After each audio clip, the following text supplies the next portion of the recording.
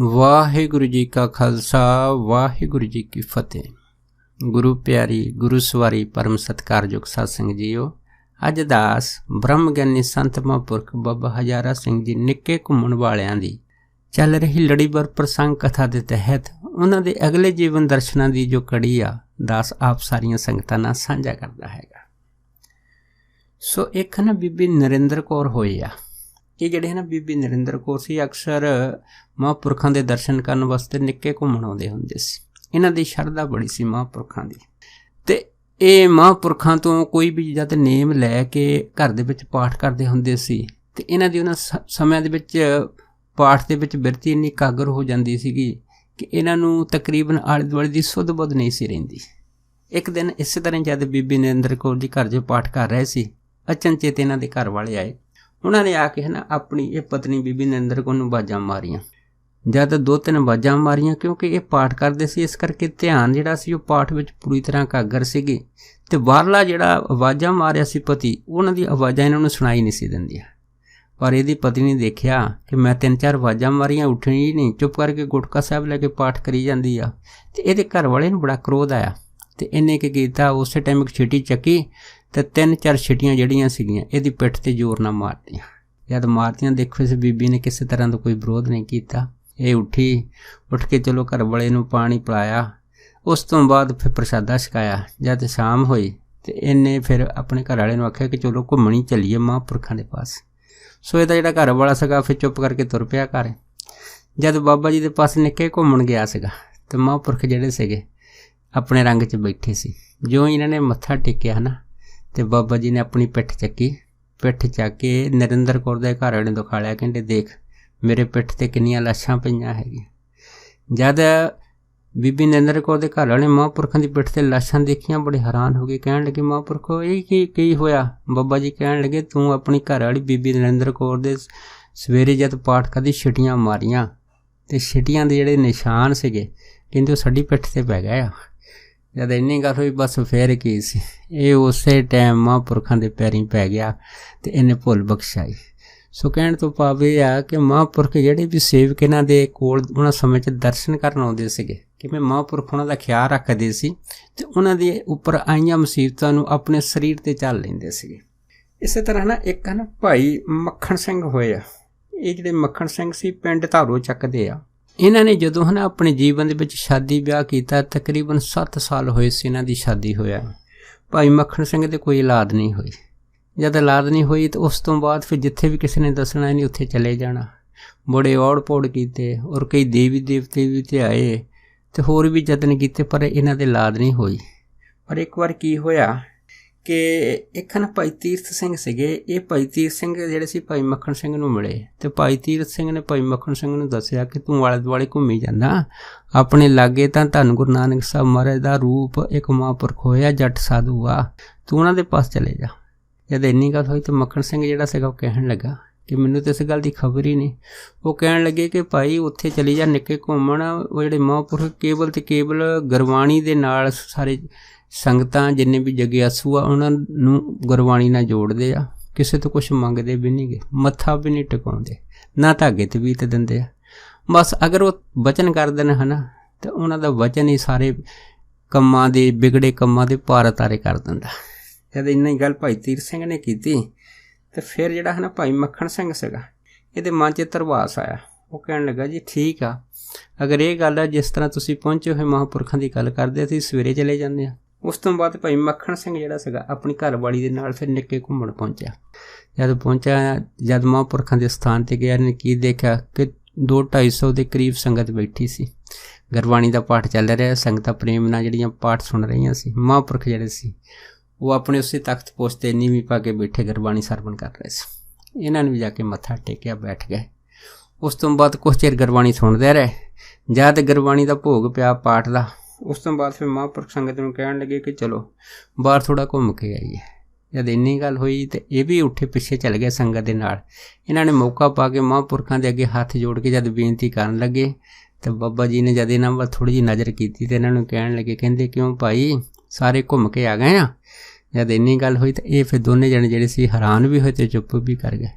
ਤੇ ਬਾਬਾ ਜੀ ਕਹਿਣ ਲੱਗੇ ਦੇਖੋ, ਕਹਿੰਦੇ ਥਾਂ ਥਾਂ ਘੁੰਮਣ ਦੀ ਕੋਈ ਲੋੜ ਨਹੀਂ, ਬਾਬੇ ਨਾਨਕ ਦਾ ਦਰ ਸਭ ਤੋਂ ਉੱਚਾ ਹੈਗਾ। ਜੋ ਕੁਛ ਮੰਗਣਾ ਇਸ ਦਰ ਤੋਂ ਮੰਗੋ, ਇਸ ਦਰ ਤੇ ਕਿਹੜੀ ਚੀਜ਼ ਦਾ ਘਾਟਾ ਹੈਗਾ, ਸਭ ਕੁਛ ਇਸ ਦਰ ਤੇ ਹੀ ਮਿਲ ਜਾਏਗਾ। ਜਦ ਇਹਨੇ ਇਸ ਤਰ੍ਹਾਂ ਦੇ ਮਹਾਂਪੁਰਖ ਨੇ ਬਚਨ ਕਰਨੇ ਸ਼ੁਰੂ ਕੀਤੇ, ਇਹ ਦੋਨੇ ਜਿਹੜੇ ਪ੍ਰੇਮੀ ਸੀਗੇ ਇਹ ਹੱਥ ਜੋੜ ਕੇ ਖੜੇ ਮਹਾਂਪੁਰਖਾਂ ਦੇ ਬਚਨ ਸਰਵਣ ਕਰਨ ਲੱਗ ਪਏ। ਤੇ ਬਾਬਾ ਜੀ ਨੇ ਆਖਿਆ, ਕਹਿੰਦੇ ਭਾਈ ਗੁਰਦੁਆਰੇ ਜਾਇਆ ਕਰੋ, ਮਲ ਭਖ ਨਾ ਖਾਇਆ ਕਰੋ, ਅਕਾਲ ਤਖਤ ਸਾਹਿਬ ਜਾਓ ਤੇ ਕਹਿੰਦੇ ਅੰਮ੍ਰਿਤ ਛਕੋ, ਗੁਰੂ ਵਾਲੇ ਬਣੋ, ਖੰਡੇ ਦੀ ਪੌਲ ਲਵੋ, ਗੁਰੂ ਨਾਨਕ ਭਲੀ ਕਰੇਗਾ। ਜਦੋਂ ਮਹਾਂਪੁਰਖਾਂ ਨੇ ਇਸ ਤਰ੍ਹਾਂ ਬਚਨ ਕੀਤੇ, ਇਹਨਾਂ ਨੂੰ ਬੜੀ ਧਰਵਾਸ ਆ ਗਈ। ਉਸ ਤੋਂ ਬਾਅਦ ਫਿਰ ਬਾਬਾ ਜੀ ਕਹਿਣ ਲੱਗੇ, ਕਹਿੰਦੇ ਇਸ ਤਰ੍ਹਾਂ ਕਰੋ, ਹੁਣ ਤੁਸੀਂ ਪਹਿਰੇ ਲੱਗ ਜਾਓ। ਉਸ ਤੋਂ ਬਾਅਦ ਜਿਹੜੇ ਪਤੀ ਪਤਨੀ ਸੀ ਘਰ ਆ ਗਏ। ਜੋ ਮਹਾਂਪੁਰਖਾਂ ਨੇ ਨੇਮ ਦੱਸੇ ਸੀ ਨਾ, ਉਹ ਨੇਮ ਘਰ ਜਾ ਕੇ ਕਰਨ ਲੱਗ ਪਏ। ਸੇਵਾ ਕਰਨੀ, ਕਿਤੇ ਕਿਤੇ ਨਿੱਕੀ ਘੁੰਮਣ ਵੀ ਆਉਣਾ, ਮਹਾਂਪੁਰਖਾਂ ਦੇ ਦਰਸ਼ਨ ਕਰਨ। ਗੁਰਦੁਆਰੇ ਤਾਂ ਰੋਜ਼ ਜਾਂਦੇ ਹੁੰਦੇ ਸੀ। ਸਮਾਂ ਬਣਿਆ, ਸਾਲ ਦੇ ਅੰਦਰ ਪੁੱਤਰ ਹੋ ਗਿਆ। ਜਦ ਪੁੱਤਰ ਹੋਇਆ ਬੜੀਆਂ ਖੁਸ਼ੀਆਂ ਹੋਈਆਂ। ਉਸ ਤੋਂ ਬਾਅਦ ਇਹਨਾਂ ਦਾ ਇੱਕ ਭਰਾ ਸੀਗਾ ਜਿਹੜਾ ਪੰਜਾਬ ਤੋਂ ਬਾਹਰ ਨੌਕਰੀ ਕਰਦਾ ਸੀ। ਜਦ ਉਸ ਨੂੰ ਪਤਾ ਲੱਗਾ ਕਿ ਮੇਰੇ ਭਤੀਜਾ ਹੋਇਆ, ਉਹ ਵੀ ਬੜਾ ਖੁਸ਼ ਹੋਇਆ। ਉਸੇ ਟਾਈਮ ਛੁੱਟੀ ਲੈ ਕੇ ਉਹ ਪੰਜਾਬ ਘਰ ਆ ਗਿਆ। ਉਸ ਤੋਂ ਬਾਅਦ ਦੇਖੋ ਸਾਰੇ ਟੱਬਰ ਨੇ ਘਰ ਸਲਾਹ ਬਣਾਈ ਕਿ ਘੁੰਮਣ ਵਾਲੇ ਮਹਾਂਪੁਰਖਾਂ ਨੇ ਸਾਨੂੰ ਪੁੱਤਰ ਦੀ ਦਾਤ ਦਿੱਤੀ ਆ, ਤੇ ਕਿਉਂ ਨਾ ਆਪਾਂ ਜਾ ਕੇ ਘੁੰਮਣੀ ਉੱਥੇ ਮਹਾਂਪੁਰਖਾਂ ਦਾ ਸ਼ੁਕਰਾਨਾ ਕਰੀਏ। ਇਹਨਾਂ ਨੇ ਕੀ ਕੀਤਾ, ਕੁਛ ਜਿਹੜਾ ਸਮਾਨ ਸੀਗਾ, ਦਰੀਆਂ ਖੇਸ, ਕੁਛ ਇਸ ਤਰ੍ਹਾਂ ਦਾ ਸਮਾਨ ਮਹਾਂਪੁਰਖਾਂ ਦੀ ਭੇਟਾ ਵਾਸਤੇ ਲੈ ਲਿਆ। ਉਸ ਤੋਂ ਬਾਅਦ ਸਾਰੇ ਪਰਿਵਾਰ ਨੇ ਇੱਕ ਕਾਰ ਕੀਤੀ। ਕਾਰ ਕਰਕੇ ਫਿਰ ਨਿੱਕੀ ਘੁੰਮਣ ਚਲੇ ਗਏ। ਜਦ ਗਏ, ਉਸ ਤੋਂ ਬਾਅਦ ਇਹਦਾ ਜਿਹੜਾ ਭਰਾ ਸੀਗਾ ਉਹ ਤਾਂ ਇੰਨਾ ਡਾਢਾ ਖੁਸ਼ ਸੀਗਾ, ਉਹਨੇ ਰਸਤੇ ਵਿੱਚ ਇੱਕ ਜਗ੍ਹਾ ਕਾਰ ਰੋਕ ਕੇ ਠੇਕੇ ਤੋਂ ਦਾਰੂ ਲੈ ਕੇ ਵੀ ਪੀ ਲਈ। ਕਹਿਣ ਲੱਗੇ ਨਿੱਕੀ ਘੁੰਮਣ ਜਾਣਾ ਬੜੇ ਟੌਰ ਨਾਲ, ਤੇ ਮਹਾਂਪੁਰਖਾਂ ਦੇ ਪਾਸ ਜਾ ਕੇ ਅਸੀਂ ਆਪਣੇ ਭਤੀਜੇ ਦਾ ਨਾਂ ਵੀ ਰਖਾਉਣਾ ਹੈ, ਮੱਥਾ ਵੀ ਟਿਕਾਉਣਾ ਹੈ। ਇਸ ਤਰ੍ਹਾਂ ਦੀਆਂ ਗੱਲਾਂ ਕਰਨੀਆਂ ਸ਼ੁਰੂ ਕਰ ਦਿੱਤੀਆਂ।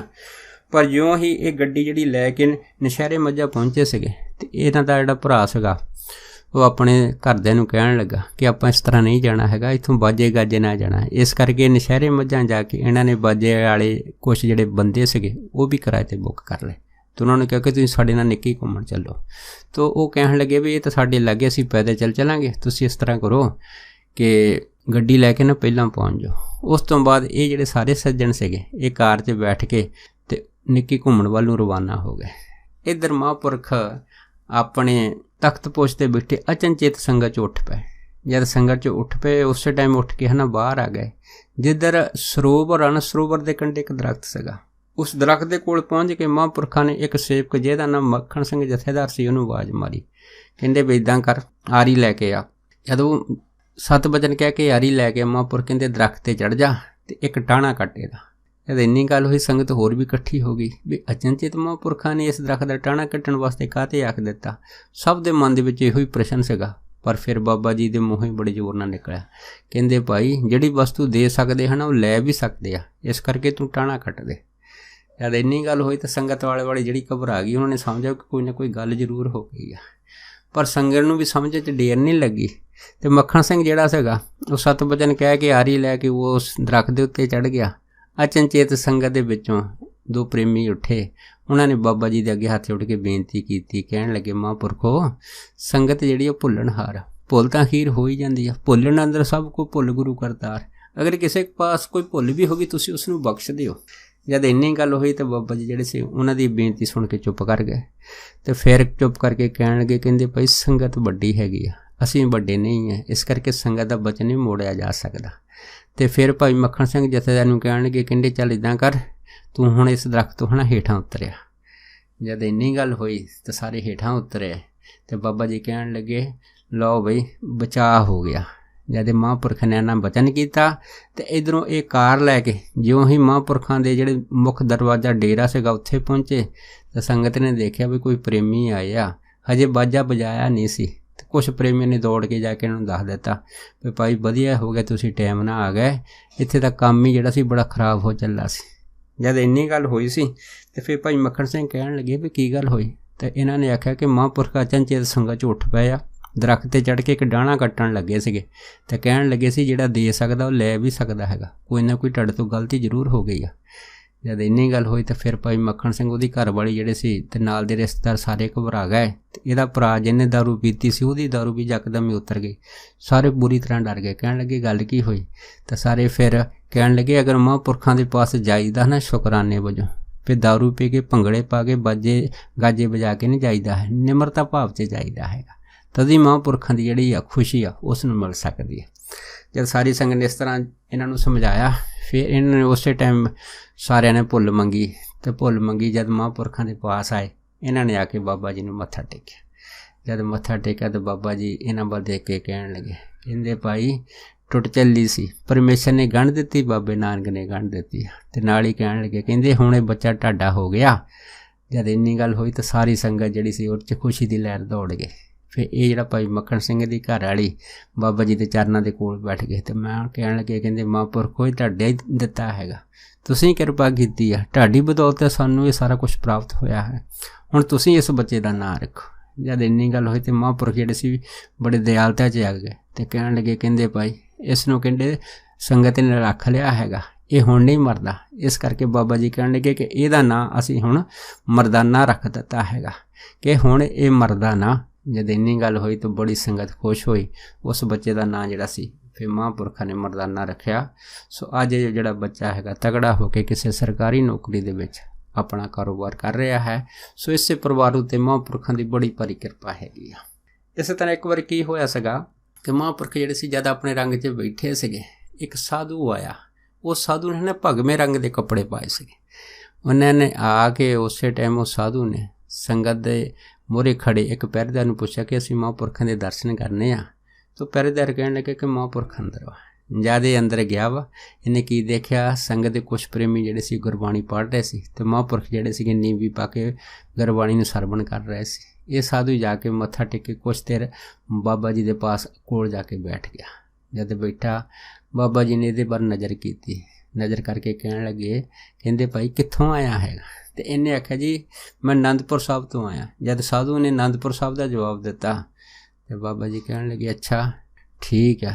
उस तो बाद बाबा जी के लड़के भाई महेंद्र सिंह हुणां ने प्रसाद चक्या। जद ये साधु नूं देण लगे, ये साधु कहण लगा जी प्रसाद तो असीं रोज़ ही छकीदा हैगा, पर मैं तो अज एक अनोखी चीज़ महापुरखों पास लैण आया हैगा। जब इन्नी गल होई तो भाई महेंद्र सिंह जी कहण लगे कि अनोखी चीज़ तो फिर साडे बापू जी के पास ही आ। जब इन्नी गल वो साधु चुप कर गया। उन्हें भाई महेंद्र सिंह तो प्रसाद लैके छक लिया। तो फिर कोल बैठे एक श्रद्धालु कहण लगे महापुरखों नूं, बाबा जी आ एक साधु आया, एक अनोखी चीज़ मंगदे।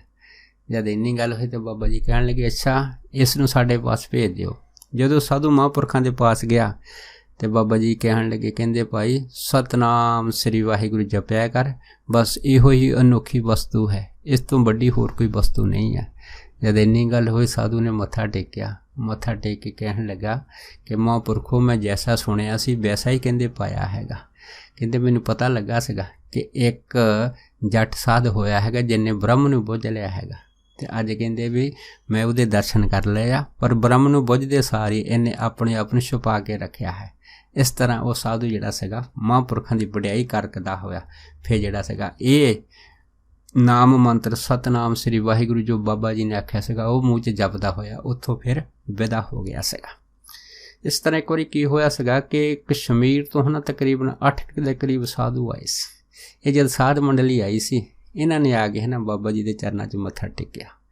जब टेकिया तो की देखा काफ़ी संग जिहड़ी सी गुरबाणी पढ़दी सी, ये भी बैठे गुरबाणी सुन लग पे।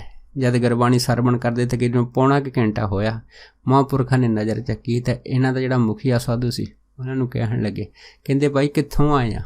तो यह दस जिहड़ा मुखिया साधु सी महापुरखों नूं कहण लगा कि महापुरखों असीं कश्मीर तो आया। बाबा जी कहण लगे अच्छा हुण कित्थे रहिंदे आ? तो कहण लगे जी असीं बाठ दे लागे अपना स्थान बनाया है, तो इत्थे पंजाब के जिन्ने भी प्रमुख तीर्थ है ना उन्हां दे दर्शन करन वास्ते आए हैं। तो फिर ये साधु मंडली बाबा जी ने कहण लगी, कहंदे महापुरखो सानू पता लगा कि घुमणी एक पूर्ण साधु रहिंदे आ, सो असीं आप जी के दर्शन करना है। जब इन्नी गल हुई तो बाबा जी कहण लगे अच्छा तुसीं किहड़ी साध मंडली दे विच ये सारे कार्य करदे आ? तो फिर साधु कहण लगे महापुरखो असीं वैष्णव आ। जब इन्नी गल हुई तो बाबा जी कहण लगे कहंदे वैष्णव की हुंदा है? तो ये साधु कहण लगे कहंदे जी वैष्णव का मतलब है निर्मल साधु। जब इन्नी गल हुई तो महापुरखों ने गुरबाणी की पंक्ति पढ़ी, कहण लगे वैष्णव सो जिस ऊपर सुप्रसन्न विष्णु की माया ते होई पैन। उस तो बाद फिर महापुरख आखण लगे, कहंदे भाई देखो अखां हैगियां ਕੰਨ ਹੈਗੇ, ਨੱਕ ਹੈਗੇ, ਜੀਭ ਹੈਗੀ ਆ, ਰਸਨਾ ਹੈਗੀ ਆ, ਇਹ ਸਾਰੀਆਂ ਜਿਹੜੀਆਂ ਇੰਦਰੀਆਂ ਹੈਗੀਆਂ ਇਹ ਤੁਹਾਡੀਆਂ ਇੰਦਰੀਆਂ ਦੇ ਵਿੱਚ ਤੁਸੀਂ ਵੈਸ਼ਨੋ ਆ। ਜਦ ਇੰਨੀ ਗੱਲ ਹੋਈ ਉਹ ਸਾਧੂਆਂ ਨੇ ਜਦ ਇਹ ਜਿਹੜਾ ਸੀ ਬਚਨ ਮਹਾਂਪੁਰਖਾਂ ਤੋਂ ਸੁਣਿਆ, ਉਹ ਸਾਧੂ ਸਾਰੇ ਚੁੱਪ ਕਰ ਗਏ। ਜਦ ਉਹਨਾਂ ਨੇ ਕੋਈ ਜਵਾਬ ਨਹੀਂ ਦਿੱਤਾ ਤੇ ਬਾਬਾ ਜੀ ਕਹਿਣ ਲੱਗੇ ਜੇ ਤੁਸੀਂ ਇੰਦਰੀਆਂ ਕਰਕੇ ਵੈਸ਼ਨੋ ਨਹੀਂ ਆ ਫਿਰ ਤੁਸੀਂ ਨਿਰਮਲ ਕਿਵੇਂ ਹੋ ਸਕਦੇ ਆ। ਜਦ ਇੰਨੀ ਗੱਲ ਹੋਈ ਤਾਂ ਉਹ ਸਾਧੂ ਜਿਹੜੇ ਸੀਗੇ ਚੁੱਪ ਕਰ ਗਏ। ਉਹ ਕਹਿਣ ਲੱਗੇ ਕਿ ਮਹਾਂਪੁਰਖੋ ਸਾਨੂੰ ਇਹੋ ਜਿਹੇ ਬਚਨ ਤਾਂ ਕਿਸੇ ਨੇ ਨਹੀਂ ਦੱਸੇ ਜੋ ਤੁਸੀਂ ਦੱਸਿਆ। ਵਾਕਈ ਜੋ ਤੁਸੀਂ ਕਹਿੰਦੇ ਹੈ ਅਸੀਂ ਇੰਦਰੀਆਂ ਕਰਕੇ ਵੈਸ਼ਨੋ ਨਹੀਂ ਆ, ਸਿਰਫ ਨਾਮ ਕਰਕੇ ਵੈਸ਼ਨੋ ਆ। ਜਦ ਇੰਨੀ ਗੱਲ ਹੋਈ ਤੇ ਫਿਰ ਬਾਬਾ ਜੀ ਕਹਿਣ ਲੱਗੇ, ਕਹਿੰਦੇ ਭਾਈ ਅਗਰ ਵੈਸ਼ਨੋ ਬਣਨਾ ਹੈ ਤਾਂ ਬਾਹਰ ਮੁਖੀ ਨਾ ਬਣੋ, ਅੰਦਰ ਮੁਖੀ ਬਣੋ। ਕਿਉਂਕਿ ਪਰਮੇਸ਼ਰ ਜਿਹੜਾ ਹੈਗਾ ਉਹ ਅੰਤਰਾਤਮਾ ਨੂੰ ਜਾਣਦਾ ਹੈ। ਘਟ ਘਟ ਕੇ ਅੰਤਰ ਕੀ ਜਾਣਤ, ਭਲੇ ਬੁਰੇ ਕੀ ਪੀਰ ਪਛਾਣਤ। ਜਦ ਮਹਾਂਪੁਰਖਾਂ ਨੇ ਇਸ ਤਰ੍ਹਾਂ ਬਚਨ ਕੀਤੇ ਉਸ ਤੋਂ ਬਾਅਦ ਇਹ ਜਿਹੜੇ ਸਾਧੂ ਸੀਗੇ ਫਿਰ ਮਹਾਂਪੁਰਖਾਂ ਦੇ ਚਰਨਾਂ 'ਚ ਬੈਠ ਗਏ। ਉਸ ਤੋਂ ਬਾਅਦ ਜਿਹੜੀ ਗੁਰਬਾਣੀ ਸੰਗਤ ਨੇ ਪੜ੍ਹੀ ਉਹ ਗੁਰਬਾਣੀ ਦੇ ਅਰਥ ਜਿਹੜੇ ਸੀ ਇਹਨਾਂ ਸਾਧੂਆਂ ਨੂੰ ਸੁਣਾਈ ਜਦ ਦਿੱਤੇ ਤੇ ਇਹਨਾਂ ਨੂੰ ਇਸ ਤਰ੍ਹਾਂ ਲੱਗਾ ਕਿ ਜਿਵੇਂ ਗੁਰਬਾਣੀ ਵਿੱਚੋਂ ਇਹਨਾਂ ਨੂੰ ਆਪਣੇ ਸਵਾਲਾਂ ਦੇ ਜਵਾਬ ਜਿਹੜੇ ਸੀ ਸਾਰੇ ਪ੍ਰਾਪਤ ਹੋ ਗਏ। ਉਸ ਤੋਂ ਬਾਅਦ ਇਸ ਜਦ ਸਾਧੂ ਉੱਠ ਕੇ ਬਾਹਰ ਗਏ ਤੇ ਜਦ ਬਾਹਰ ਖੜੇ ਕਤਾਂਗੇ 'ਚ ਬਹਿਣ ਲੱਗੇ ਤੇ ਇਹਨਾਂ ਦਾ ਜਿਹੜਾ ਮੁਖੀਆ ਸਾਧੂ ਸੀ ਉਹ ਸਾਰਿਆਂ ਨੂੰ ਕਹਿਣ ਲੱਗਾ, ਕਹਿੰਦੇ ਭਾਈ ਜੈਸਾ ਸੁਣਿਆ ਵੈਸਾ ਹੀ ਪਾਇਆ ਹੈਗਾ। ਇਹ ਕਹਿੰਦੇ ਵਾਕਿਆ ਪੂਰਨ ਸਾਧੂ ਆ। ਇਹੋ ਜਿਹੇ ਸਾਧੂ ਕਹਿੰਦੇ ਲੱਭਣੇ ਬੜੇ ਮੁਸ਼ਕਲ ਹੈ। ਉਸ ਤੋਂ ਬਾਅਦ ਇਹ ਜਿਹੜੀ ਸਾਧ ਮੰਡਲੀ ਸੀ ਚਲੀ ਗਈ, ਪਰ ਫਿਰ ਵੀ ਇਹਨਾਂ ਦੇ ਮਨ ਦੀ ਇੱਛਾ ਹੋਈ ਕਿ ਅਸੀਂ ਮਹਾਂਪੁਰਖਾਂ ਦੇ ਜਦ ਵੀ ਕਿਤੇ ਮੌਕਾ ਬਣਿਆ ਜ਼ਰੂਰ ਦਰਸ਼ਨ ਕਰਾਂਗੇ। ਪਰ ਕਿਤੇ ਕਿਤੇ ਇਹ ਸਾਧ ਮੰਡਲੀ ਜਿਹੜੀ ਸੀ ਮਹਾਂਪੁਰਖਾਂ ਦੇ ਦਰਸ਼ਨ ਕਰਨ ਇੱਥੇ ਨਿੱਕੇ ਘੁੰਮਣ ਵੀ ਆਉਂਦੀ ਰਹੀ ਹੈ। ਸੋ ਦਾਸ ਇੰਨੇ ਹੀ ਬਚਨ ਮਹਾਂਪੁਰਖਾਂ ਦੇ ਆਪ ਸਾਰੀਆਂ ਸੰਗਤਾਂ ਨਾਲ ਸਾਂਝਾ ਕਰਦਾ ਹੋਇਆ ਖਿਮਾ ਦਾ ਜਾਚਕੋ ਆ ਜੀ। ਹੋਈਆਂ ਬੇਅੰਤ ਭੁੱਲਾਂ ਚੁੱਕਾਂ ਦੀ ਖਿਮਾ ਬਖਸ਼ਣੀ। ਸੋ ਫਤਿਹ ਬੁਲਾਓ। ਵਾਹਿਗੁਰੂ ਜੀ ਕਾ ਖਾਲਸਾ, ਵਾਹਿਗੁਰੂ ਜੀ ਕੀ ਫਤਿਹ।